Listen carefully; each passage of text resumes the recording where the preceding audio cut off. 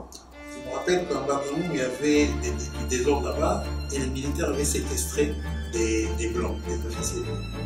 Et ils voulaient les tuer. Et on a dépêché là-bas pour aller leur parler. Parce qu'ils ne voulaient rien entendre.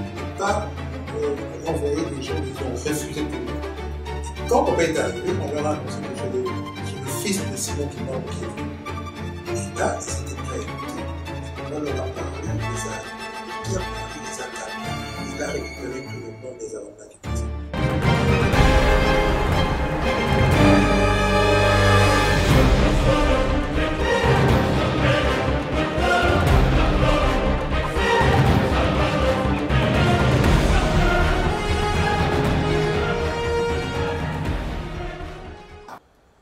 De partout où vous nous suivez, soyez le bienvenu dans votre nouveau numéro de votre magazine.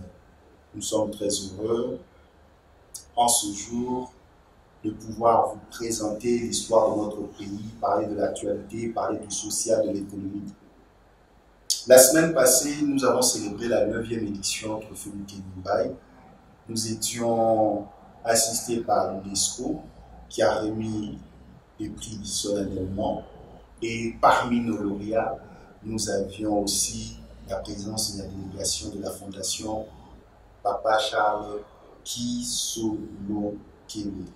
Et sans plus tarder, nous allons vous présenter le participant à notre programme de ce soir.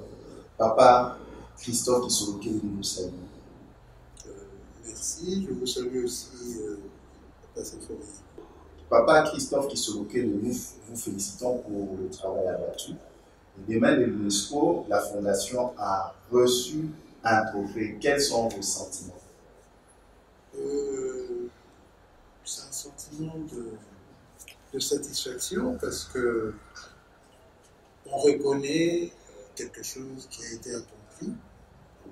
C'est ce sentiment-là. Je me sens réconforté dans ce que je fais parce que je considère que voilà, il y a d'autres regards, il y a d'autres personnes qui regardent ce travail et qui pensent que c'est du bon travail. Papa Christophe Kisolokele, vous êtes aussi candidat gouverneur de la province du Congo central.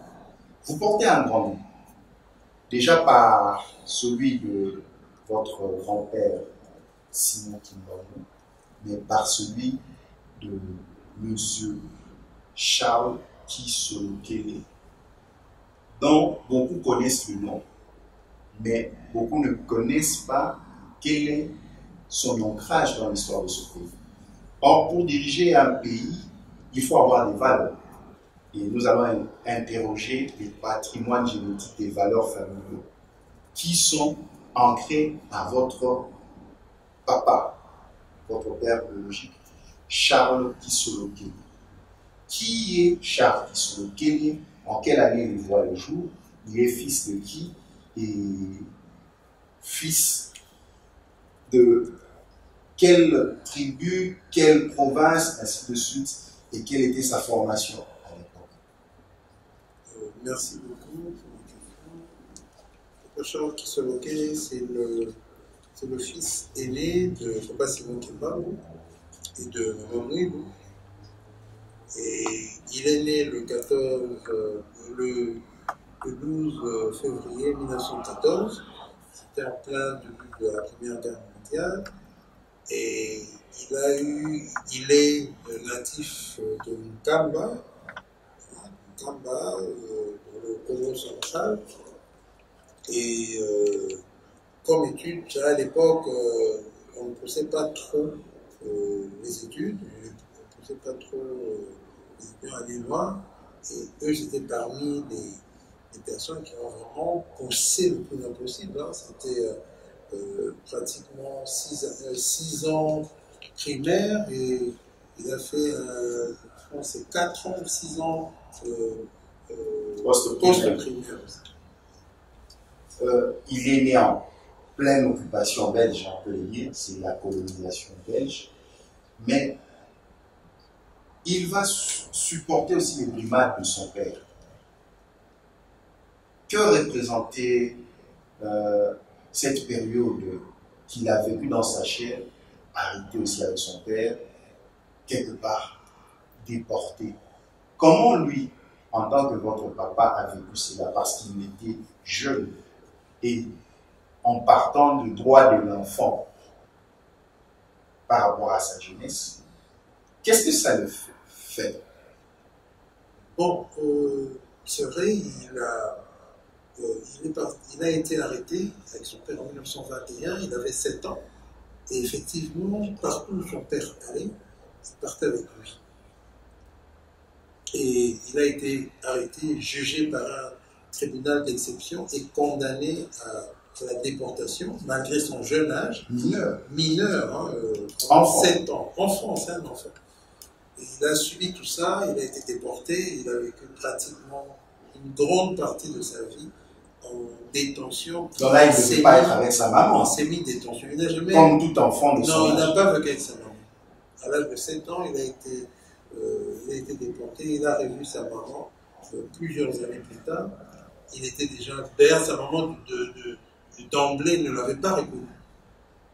Sa maman ne l'avait pas directement reconnu parce qu'il avait passé trop longtemps, il ne s'était pas vu et tout. Il est parti enfant et sa maman a découvert un homme adulte quand les Belges lui ont permis à sa famille de venir, parce que lui, il n'avait pas le droit de sortir de Boma et de ses enfants. Donc, ils ont autorisé à sa maman et à ses deux jeunes frères, à ses deux frères, de venir lui rendre visite. Donc, il a passé pratiquement une bonne partie de sa vie en prison, puis l'autre partie en semi-liberté.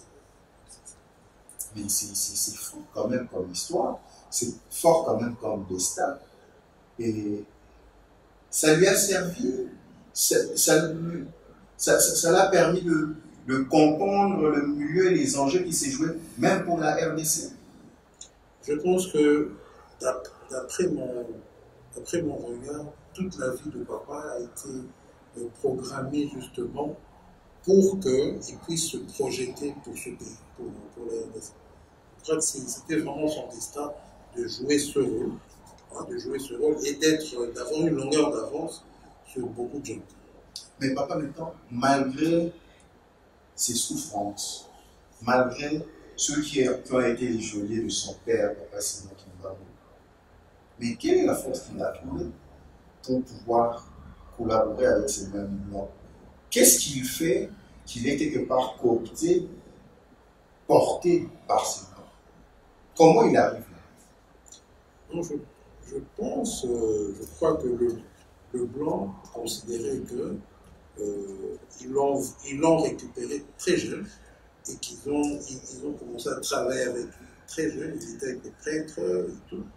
Donc, je suppose qu'il leur a inspiré confiance pour qu'on puisse lui confier que même certains secrets, qu'on puisse lui confier. C'est ça qui a permis justement cette proximité-là a permis pour ceux qui allaient suivre la création de la BACO, tout ce mouvement d'éveil qui... Il a tout vu venir. Mais bien sûr. Il a tout vu venir. Il a tout vu venir. Et quel est le tout premier poste qu'il a occupé? Je pense qu'il était secrétaire, je crois, dans le bureau d'un administrateur. Et puis il a gravi les échelons jusqu'à devenir lui-même administrateur territorial.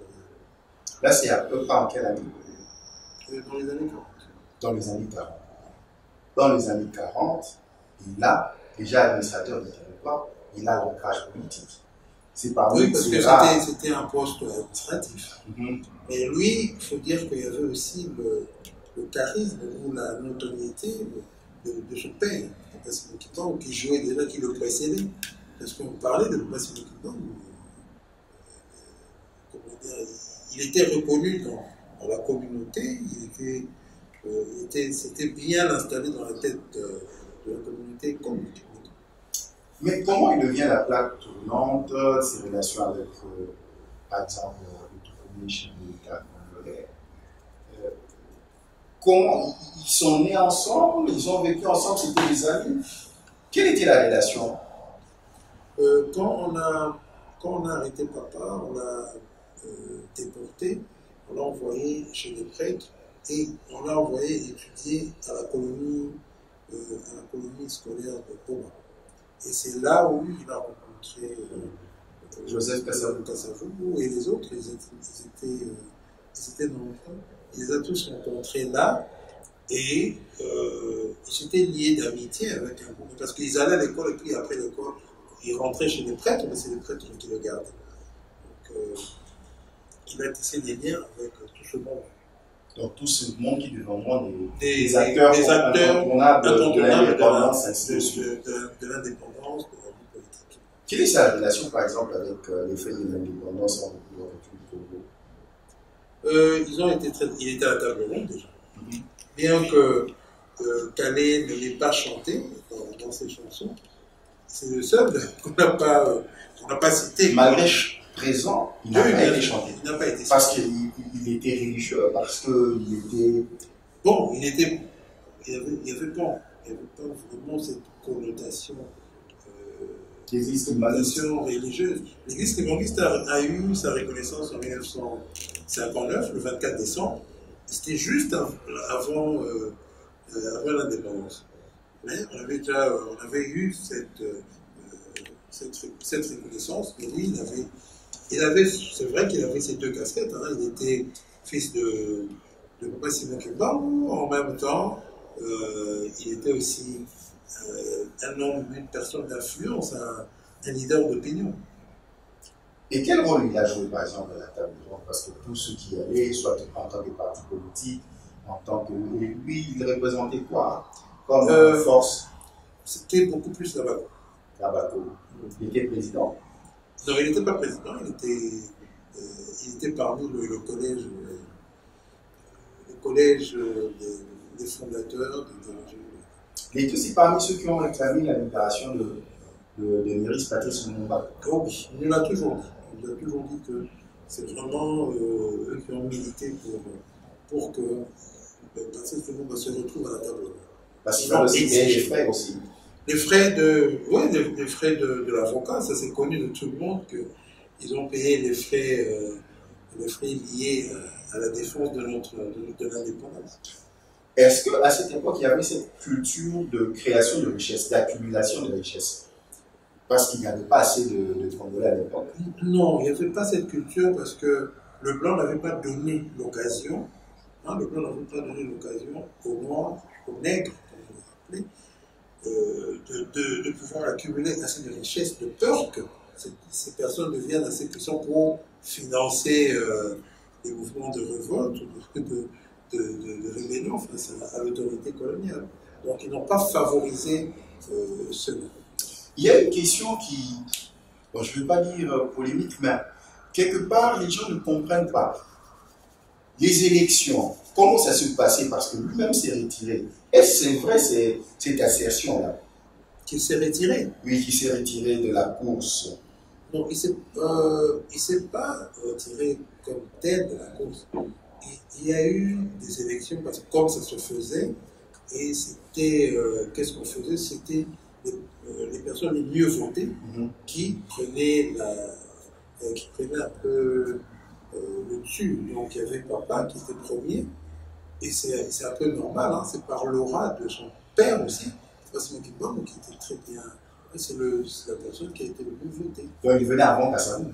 Et bien sûr, Kasavubu était 9e dans la liste. On a l'édition parlementaire. Mais pourquoi ce n'est pas souvent connu, ce n'est pas souvent médiatisé? Ça n'a pas été médiatisé. C'était sa volonté ou bien c'était des enjeux politiques? On dit bon. Je pense que peut-être qu'ils ne trouvaient pas forcément ça leur rôle d'être médiatique, d'être médiatisé comme ça. Peut-être que c'est pas leur rôle. Ce qu'ils ont fait, ils l'ont fait, simplement. Il a fait, il a accompli ce qu'il avait accompli, sans forcément attendre une reconnaissance quelconque. C'était simplement, comme on dit, quelque chose de gratuit qu'il faisait. Mais il a été le premier, mais je pense qu'ils ont décidé ensemble de faire un report de voix et de proposer Kasavubu. Je sais qu'il y avait même un problème entre Lumumba et Kasavubu, parce que quand papa s'est retiré, Lumumba ne voulait pas accepter, il considérait papa. Mais il ne voulait pas accepter qu'on prenne une autre personne, qu'on mette à la place de papa. Pour Lumumba, il fallait que papa soit là parce que c'était lui le mieux. Soit lui-même. Soit lui-même. Que lui passe et que. Mais cette histoire, c'est pas une histoire vraiment. Et on a négocié, ils ont négocié à la fin. Lumumba a dit qu'il accepte, il n'a plus de problème, il n'y a pas de problème. Il a accepté pour que Kasavubu soit devant, il n'y avait pas de problème, surtout que c'était un mouvement, la PACO c'était un mouvement qui est parti du Congo central, et le Congo central c'était vraiment le cœur du syndicalisme, de la révolution, de la revendication.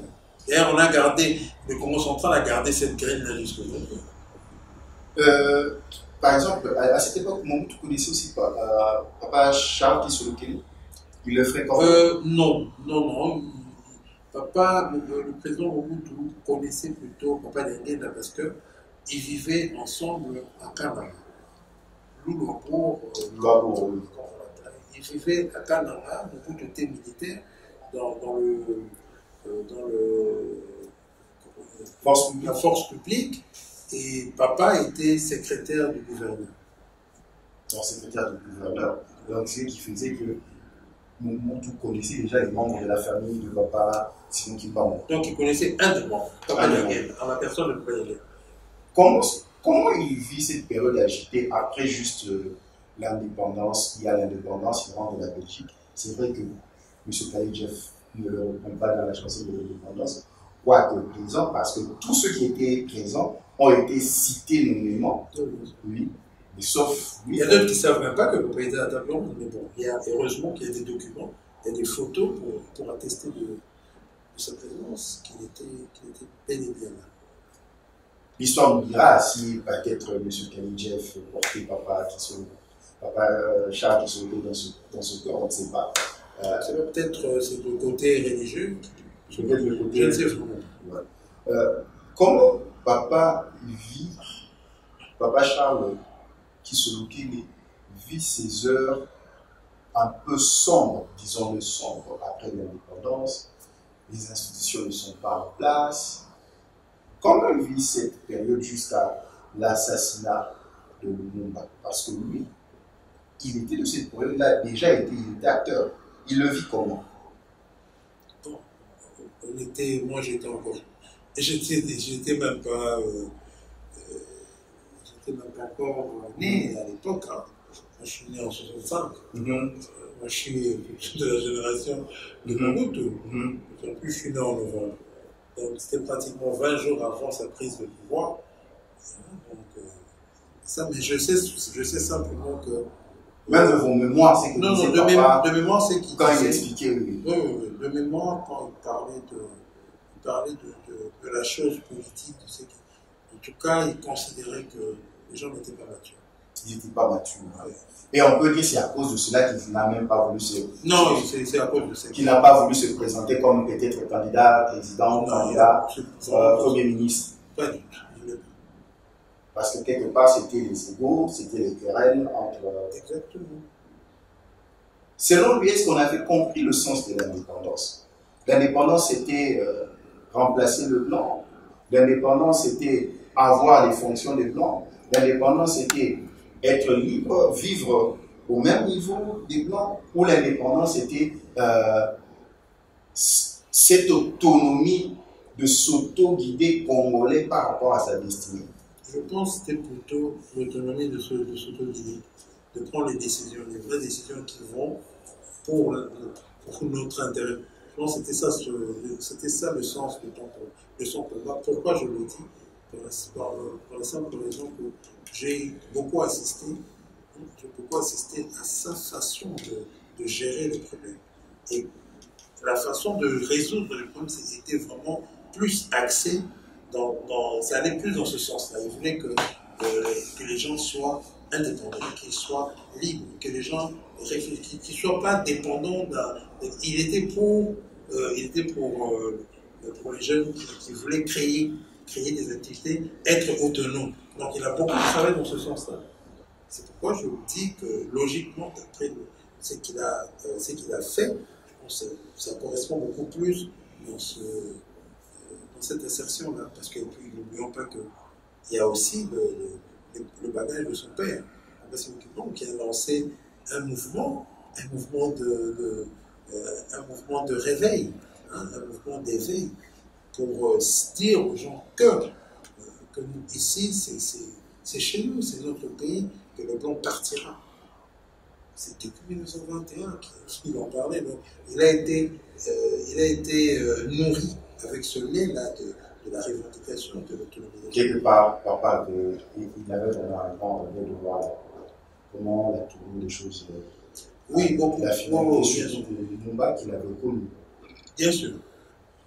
On arrive à l'époque, Mobutu prend le pouvoir, Mobutu est le nouveau chef de l'État. Comment papa arrive dans le gouvernement de Maréchal Mobutu? Papa n'a jamais travaillé comme ministre ou comme. C'est mon frère. C'est l'aîné que papa avait placé. Ok. Placé pour qu'il puisse travailler. Mais lui, par contre, il a géré l'INPP. Comment il arrive à l'INPP? Donc, l'INPP, c'est sa création. C'est lui qui a créé l'INPP. Il avait fait un projet qu'il avait emmené pour financement au BIT, Bureau international du travail. C'est toujours dans la vision qu'on pouvait créer une classe ouvrière, une élite ouvrière en fait. Donc, avec créer des gens de métier, des professionnels qui pourront aller directement dans le marché du travail. C'était ça son souci. Et c'est pourquoi il a monté un projet, ce projet-là de l'INPP, d'une école pour la formation professionnelle. Et quand il a déposé, et quand il s'est retiré de la chose publique, le projet a été accepté. Et quand le gouvernement a envoyé une délégation à la réunion du BIT, ils ont été contactés pour leur dire que le projet, un projet qui venait de votre pays a été accepté.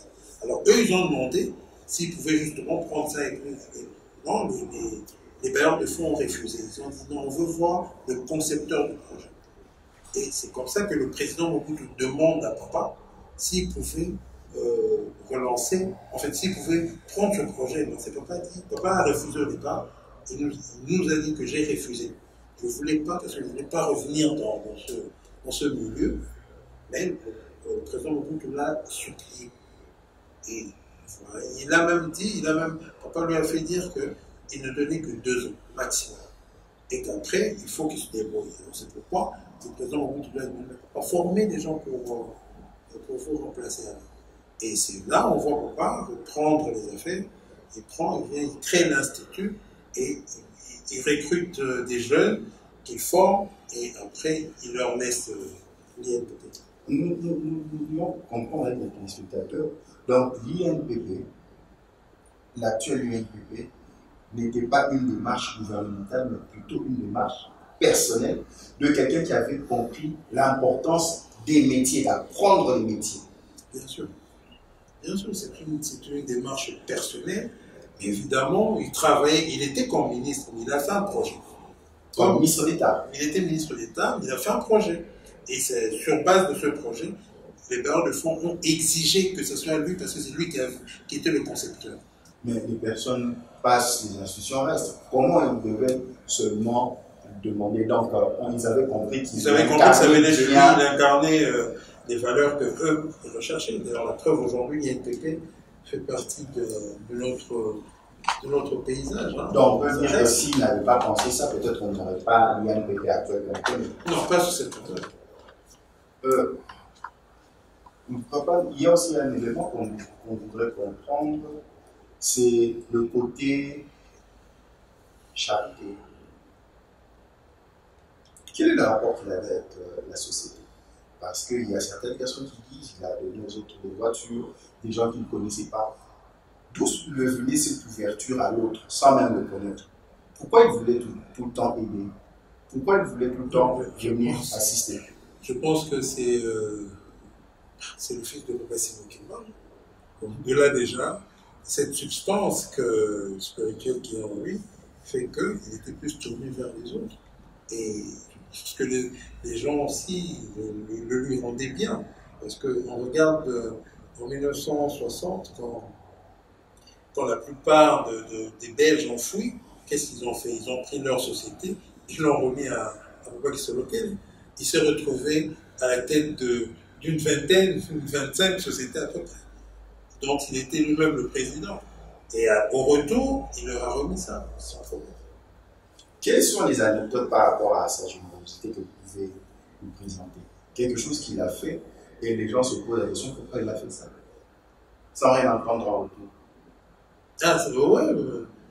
Ben, voilà, je parle de deux personnes que je connais, en fait, qu'on connaissait, et qui avaient des problèmes d'adaptation, mais ils avaient des problèmes dans leur vie, et qui sont venus nous voir pour lui demander s'ils pouvaient les aider.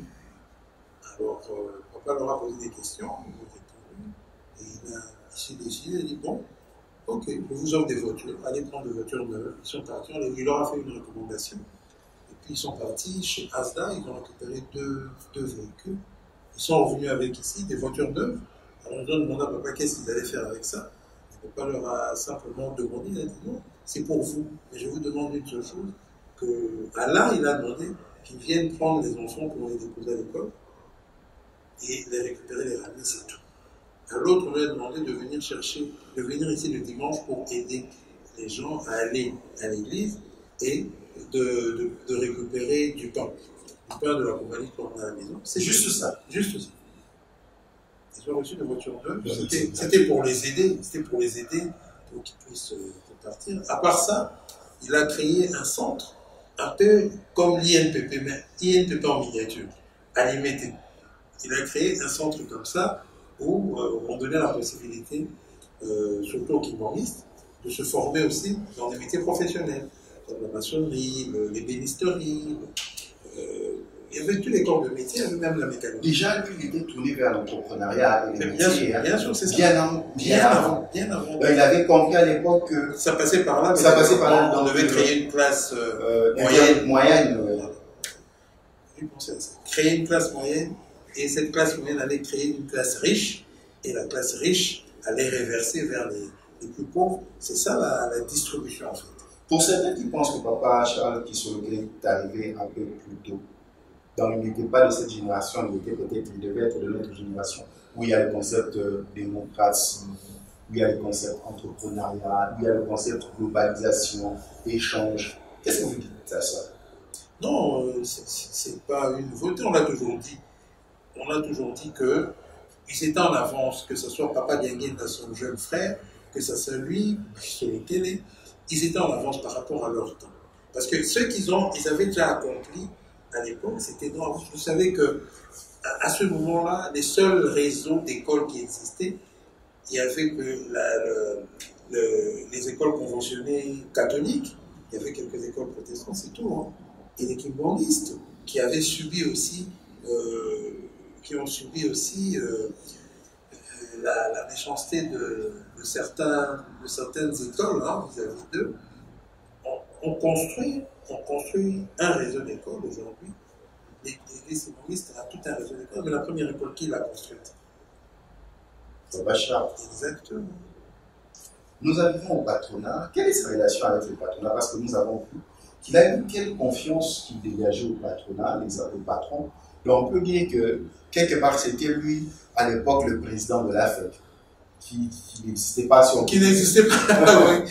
Si on peut dire, parce que c'est vrai qu'il avait sous son contrôle beaucoup de sociétés qui travaillaient dans différents secteurs, comme la SCAV, LBMA, Itex Africa, Tisakil, Zaitex, Unibra, à l'époque, Unibra et tant d'autres, Ami Congo, il y avait plein de sociétés, la Covalis aussi, il y avait plein de sociétés qui géraient. Donc on lui avait fait confiance, on lui avait confié ça. Et justement, ça montrait à quel point il avait une emprise sur la vie économique du pays. Mais ça venait de cette emprise-là. C'était un bon gestionnaire, il connaissait bien le patronat, il connaissait bien le rouage de gestion des entreprises, la création. Parce qu'à l'époque, il n'y avait pas de guichets, il n'y avait rien. Non, je pense que c'était plus son aura, c'est la personne. C'est la personne qui inspirait confiance, la personne en qui on avait confiance, et la personne qui pouvait. Et une fois, je me rappelle qu'en Bataillon, il y avait du désordre là-bas, et les militaires avaient séquestré des blancs, des officiers blancs. Et ils voulaient les tuer. Et on a dépêché papa pour aller leur parler. Parce qu'ils ne voulaient rien entendre, ils ne voulaient pas. On a envoyé des gens, ils ont refusé tout le monde. Et quand papa est arrivé, on leur a annoncé que c'est le fils de Simon Kimbangu qui est venu. Et là, ils étaient prêts à écouter. Papa leur a parlé, qui a parlé, il les a calmés, il a récupéré tous les blancs, les a ramenés et tout ça. C'est pourquoi quand il allait en Europe, il y avait beaucoup de reconnaissance de la part des Blancs, des Belges. Comment il est arrivé pour recruter? Parce qu'il a recruté aussi à l'international. Justement, c'était quelqu'un qui... Donc il était déjà un porteur d'affaires. Bien sûr, il recrutait parce que il connaissait, il vivait avec des jeunes, quand il était en Europe, soit en Suisse, en Belgique, parfois en France, il observait, il regardait les jeunes qui venaient vers lui, et il leur parlait. Et quand il voyait, il trouvait des personnes intéressantes, il les prenait, que ce soit des Kimbangu ou des non-Kimbangu. Il prenait tout le monde comme ça. Mais papa était multidisciplinaire, plusieurs domaines de compétences. Donc il a appris ça tout seul. Je pense qu'il y a une formation de base, et puis c'est l'expérience qui a forgé l'homme qui est papa du Soleil. Dans sa tête, comment ça se passait le patronat? Il voyait quel genre d'entreprise ici? Parce que vous avez parlé des entreprises qui étaient d'abord des industriels, ancrés des années. Pour lui, comment il voyait le développement des entreprises du secteur industriel en RDC? Non, mais c'est justement ça. Quand on parle des sociétés qu'il gérait dans le gouvernement central, on voit que c'est des grandes structures industrielles. Donc, je pense que c'est comme ça qu'il voyait le développement, d'ailleurs, passer par l'industrie. Que ce soit la petite industrie, que ce soit la moyenne et les grandes entités industrielles. Donc, je pense que la production, c'était ça, parce qu'il a initié des projets. Il a initié le projet, lui et son frère, ils ont lancé des grandes campagnes parce que, vous voyez, on importait du coton. Ça venait de l'Asie. Le coton qu'on utilisait ici. Et pourquoi on doit importer du coton pendant que nous avons des terres arabes ici? Et ils ont lancé des campagnes de plantation de coton. Et ils ont produit du coton de première qualité. Et Utex Afrique a pu bénéficier de ce coton-là pendant un certain temps. Même pour une Ibra a importé le maïs. Et c'est parmi les gros projets. C'est un peu comme au Kangalons aujourd'hui. Ils ont lancé des projets comme ça pour le maïs. Et c'était des visionnaires. C'était des visionnaires. C'était des visionnaires, il n'y a rien à dire. Et quand vous allez aujourd'hui, vous regardez là où les idées qu'ils avaient déjà, pratiquement, c'était des cheptels et l'élevage bovin. Il y avait des vaches qu'il avait même apportées. Mais comment lui, il avait ces idées-là, mais les autres, ils n'en avaient pas? Parce qu'à l'époque, quand même, il fallait le faire. Bon, je me dis peut-être que, comme on dit, vos âmes bien nées, on attend pas le nombre d'années. Mais même le patronat n'est pas cité comme exemple. Quand on cite, c'est d'autres papas, papa Jean-Loup Bemba, papa... Non, ils sont nos contemporains, ils sont plus proches de nous. Mais on oublie qu'avant eux, il y avait... Mais nous avons déjà, d'office, nous avons un grand problème, c'est ce que je dis souvent, nous avons un problème avec l'histoire.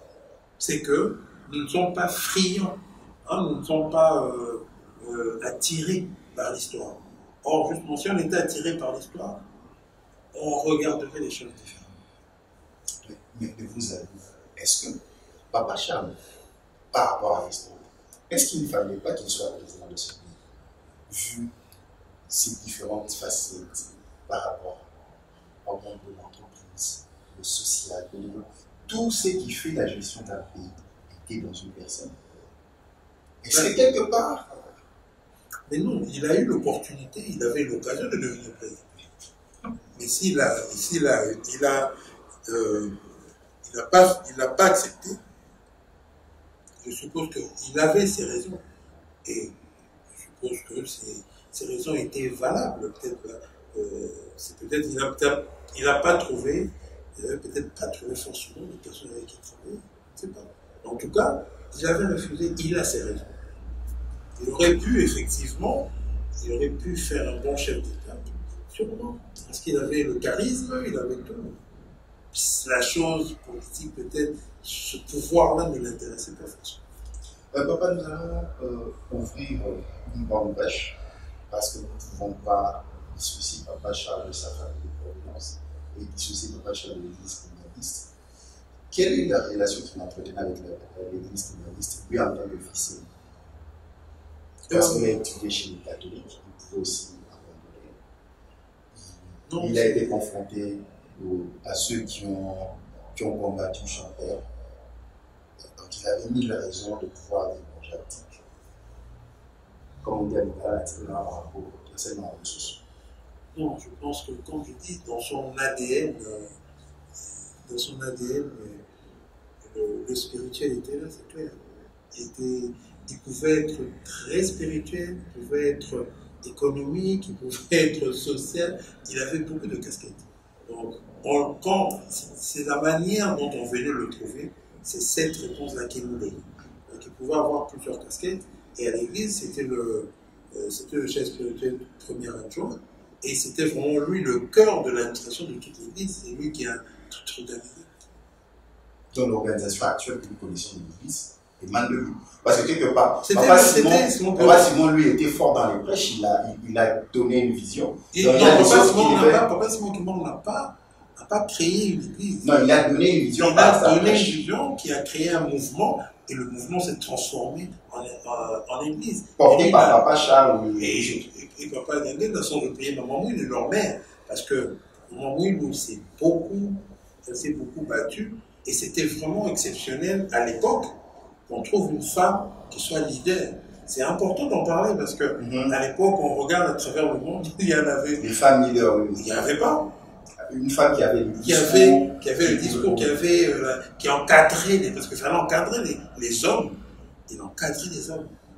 Et il a tenu le bateau jusqu'en 59 quand il a. C'était pas facile d'être l'épouse de Simon Kimbangu et d'avoir des enfants à qui tu ne pouvais pas voir. Donc, non, son fils, son aîné, qu'elle ne pouvait pas voir. Oui, les deux, Papa Nyalunga et Papa Nyangé, il a été resté en Kamba. Mais quand même, c'était difficile pour une femme. Non, c'était très difficile parce que même eux en Kamba, on avait interdit aux villageois de leur apporter de l'aide. C'était comme si l'État colonial les punissait.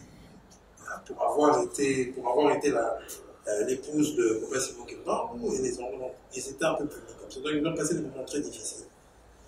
Et les relations avec l'église, comment ça se passait? Comment Papa s'est impliqué? Non, il était impliqué du point de vue justement de la construction matérielle, l'administration et la construction psychologique, spirituelle. Parce que lui, il a beaucoup enseigné sur le futur, les enfants, les nouvelles générations. Il aura beaucoup parlé. Et la grande question, est-ce qu'il avait aussi ce regard par rapport à d'autres religions? Les relations qu'il avait à avoir avec les catholiques, les protestants. Il avait aussi cet angle-là parce que lui aussi, il a étudié dans ces écoles. Il avait aussi une certaine affinité, par exemple, avec les catholiques, etc. Oui, justement, je pense que c'est ce qui a facilité la chose. Hein? Lui et son frère, Papa Nyangé, ont fréquenté l'école catholique et ils ont créé des réseaux. Il y avait des catholiques. Donc, pour eux, c'était facile de pouvoir s'adapter à tous les milieux. D'ailleurs, c'était justement une opportunité parce qu'ils connaissaient le système, ils connaissaient le fonctionnement. Donc, c'était facile pour eux de pénétrer le milieu et de prendre ce qui était important pour gérer l'entité qu'on avait. Papa Charles, qui avait plusieurs facettes, est-ce qu'il avait le temps pour ça, pour famille ses enfants? Vous aviez le temps de le voir souvent, de parler. Est-ce qu'il avait le temps pour vous? C'est vrai que quand il travaillait encore, il était très actif. C'était difficile de l'avoir, mais c'est quelqu'un qui travaillait, après qui travaillait vraiment à la maison. Il avait son bureau à la maison, il gérait tout de la maison.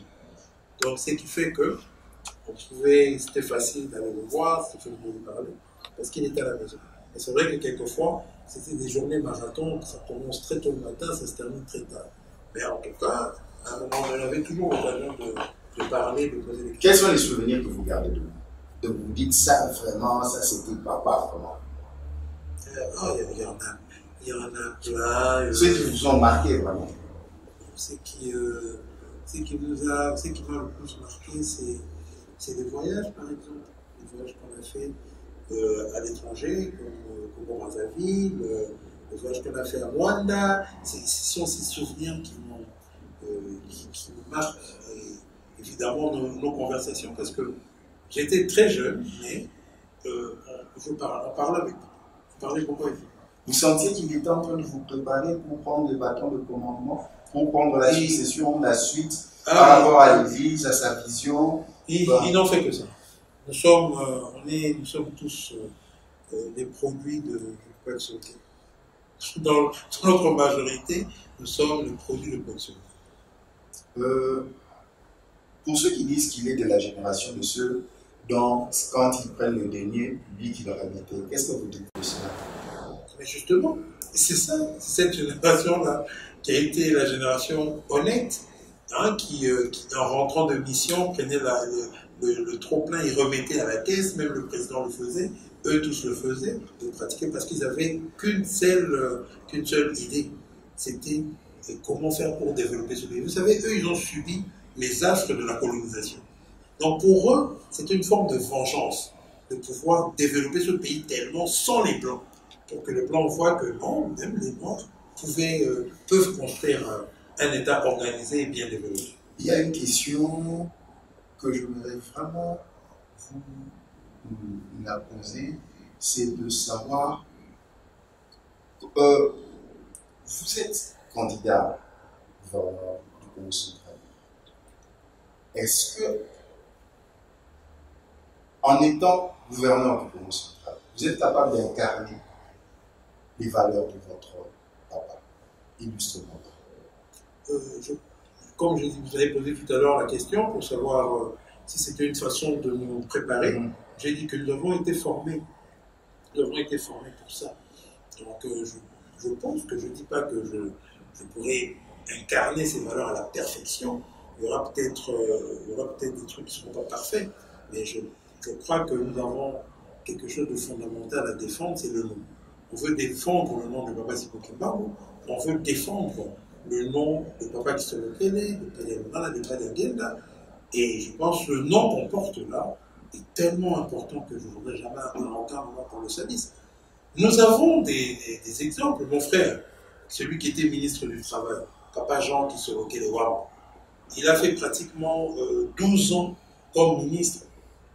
Mais quand Kabila Père a pris le pouvoir, il a été cité parmi les personnes qui n'ont pas volé pendant la Deuxième République. Donc pour dire à quel point il y a cette reconnaissance et ce combat pour protéger ce nom qui est important pour nous. Donc, une société ancrée sur des valeurs positives, c'était ça le leitmotiv de Papa Charles Kisolokele, qui est votre père. Mais bien sûr, il a milité pour ça, il a travaillé pour ça, et tous les exemples nous indiquent qu'il voulait aller dans cette direction-là. On y arrive là comment? Pour incarner les valeurs, pour préserver les valeurs. Qu'est-ce qu'il faut? Il faut vivre dans une famille nantie, pauvre, être humaniste, catholique. Quel est le cocon qui fait qu'un homme ou une femme puisse présenter en lui des valeurs positives d'une société qui va de l'avant? Moi, je pense que c'est un ensemble. Parce que quand on regarde, si on veut s'inspirer de la vie de Papa Kisolokele, nous allons voir qu'il y a une partie d'éducation. Il a été éduqué par son père, hein, il sortait avec son père, il était avec son père, il était en famille, Donc la cellule familiale était importante et après nous passons au moment de la souffrance. Il a beaucoup souffert, l'exil, il a été maltraité, c'était un prisonnier. Il a subi tout ça et puis il est arrivé au moment de l'éducation, de la formation. Il a reçu une formation, et puis après, c'est l'expérience qu'il a acquis avec le travail, ça a façonné tout un personnage. On n'a pas besoin d'être, parce que lui, dans sa vie, jusqu'à ce qu'il commence à travailler, c'était pas quelqu'un de riche, c'était un prisonnier, donc il vivait vraiment dans le dénuement possible. Il vivait comme ça, mais bon, il en est sorti un être exceptionnel, parce que nous parlons de cet être humain.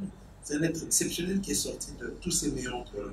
Donc, ça veut dire, je ne pense pas que ce soit la richesse qui conditionne ça, ou que ce soit la pauvreté qui conditionne ça, mais je pense plutôt que c'est Dieu.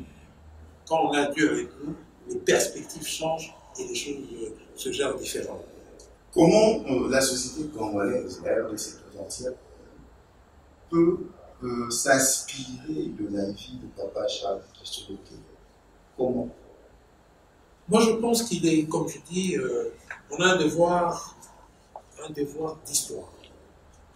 Et c'est cette histoire-là qui va faire que nous puissions nous retrouver en des gens, en des personnes qui ont vécu et qui sont inspirantes pour nous. Je pense que c'est vraiment ce devoir d'histoire, de parler, d'informer, d'écrire. Il faut écrire, il faut faire des films, des documentaires, des livres. Donc, il faut vraiment tout faire, un ensemble de communication que même normalement, l'État congolais devrait mettre en place pour nous inspirer, pour inspirer le peuple par rapport à des gens qui ont vécu, les Kassavou, les Lumumba, tout ce monde-là. Il faut qu'on parle d'eux, qu'on parle de Pax Soloké, de Pademé, leur rapport, ce qu'ils ont fait, ce qu'ils nous ont donné comme valeur, ce qu'ils nous ont montré comme direction, comme orientation. On parle d'eux. Pourquoi papa n'était pas complexé devant le Belge? Pourquoi il a voulu vivre avec des gars? Simplement, je pense que après avoir subi, je considère qu'il était assez proche d'eux. Il avait mûri, il avait compris, il savait comment se comporter devant eux, pour qu'on ne le prenne pas comme un simple Congolais, mais qu'on le prenne comme quelqu'un d'égal. On voyait des Blancs venir à la maison. Il y avait beaucoup de Belges qui venaient, beaucoup d'expatriés qui venaient souvent passer dire bonjour à papa. Et quand on observait la relation qu'ils avaient avec papa, c'est une relation de respect. Donc ils respectaient papa. Le respect, c'est mérite. Oui, c'est ça. Et comment on construit cela? C'est un état irréprochable, et bien sûr, en étant déjà irréprochable, en incarnant des valeurs importantes et en accomplissant aussi des actes, des œuvres qui parlent d'eux-mêmes. Papa Charles, Papa Christophe Kisoloké, c'est vrai que vous êtes aussi le fils de Papa Charles, là, de fois nous appelons Papa Charles. C'est vrai, je ne sais pas. Très chers téléspectateurs, nous sommes en train d'aller vers la fin de nos échanges. C'est vraiment. Ma question est celle-ci, cette question est vraiment importante. Comment ne pas passer à côté de l'histoire du Congo si des personnes illustres telles que Papa Charles Kisoloké ne sont pas assez bien représentées? Comment ne pas passer à côté de l'histoire? Est-ce c'est de votre faute? C'est de la faute des autorités, de la société, de l'enseignement? Comment réparer cela? Comment restituer l'histoire? De notre faute, oui. De la faute de la société, oui. De la faute du pays, oui. Un peu de la faute de tout le monde. Parce que comme je dis, le devoir de l'histoire, c'est important. Un peuple sans histoire est un peuple qui est appelé à disparaître. Donc aujourd'hui, nous avons besoin des fondamentaux de notre histoire. Nous avons besoin de ces personnages qui vont nous rassurer sur notre avenir. Parce qu'il y a des gens qui disent aujourd'hui que les Noirs ne sont pas capables de gérer. Que tous les pays gérés par des Noirs, ce sont des pays qui ne sont pas viables. Même l'Afrique du Sud qui semble bien organisée, même l'Afrique du Sud, c'est parce qu'il y a des Blancs. Et quand vous enlevez les Blancs, tout tombe. justement, quand on est sevré avec ce genre de message, avec ce genre de clichés, c'est sûr qu'après un certain temps, on intériorise ce concept-là et on commence à croire qu'on n'est pas capable de l'accomplir. Or, si nous voyons, si nous pouvons avoir des exemples, des modèles de réflexion, de pensée des gens qui peuvent accomplir, ça va nous donner la possibilité de croire en notre avenir et d'agir différemment au lieu d'être juste des prédateurs économiques. Voilà. Il faut qu'on arrive à regarder, à avoir des modèles, des exemples qui vont nous permettre, nous aussi, à apprendre à bien nous comporter. Papa Christophe Kissoloké, c'est déjà la fin de nos échanges de ce soir. Un message en tant que candidat à gouverneur du Congo central. Et qu'est-ce que nous pouvons retenir de notre passage sur vous? Parce que c'est toujours agréable d'être en votre présence. On apprend et on atteint aussi la maturité. Donc je pense qu'en tant que candidat gouverneur, comme je l'ai dit, on a un problème avec l'histoire. Et cette histoire est remplie de personnages qui ont été importants. Nous avons perdu le fil de cette histoire-là. Nous avons perdu au passage nos valeurs. Et en tant que gouverneur, mon premier chantier, c'est de restaurer ces valeurs. Parce qu'en restaurant ces valeurs, on recrée l'homme. Et quand on recrée l'homme, les conditions deviennent idéales pour développer le pays, en commençant par la province. Donc je pense que c'est une opportunité qui nous est donnée de pouvoir avoir une personne ou une personnalité représentative, quelqu'un qui peut incarner certaines valeurs et la personne qui va booster tout un peuple pour qu'on puisse se lever et reconstruire notre province. Pour ce qui concerne le reste, pour le pays, je dis simplement qu'aujourd'hui, il ne faut pas cesser de croire. Il faut croire que demain sera meilleur qu'aujourd'hui. Nous avons nos frères, nos sœurs qui meurent chaque jour dans la partie est du pays. Ils sont massacrés, ils sont traités comme des animaux. Et pour leur sacrifice, nous devons garder la flamme. Nous devons garder cet espoir que demain sera meilleur. Il faut qu'on se batte pour eux, qu'on pense et qu'on prie pour eux, et qu'on soit capable de nous dire que c'est un espace de paix que nous occupons, et que nous devons nous battre pour que ce soit réellement un espace de paix.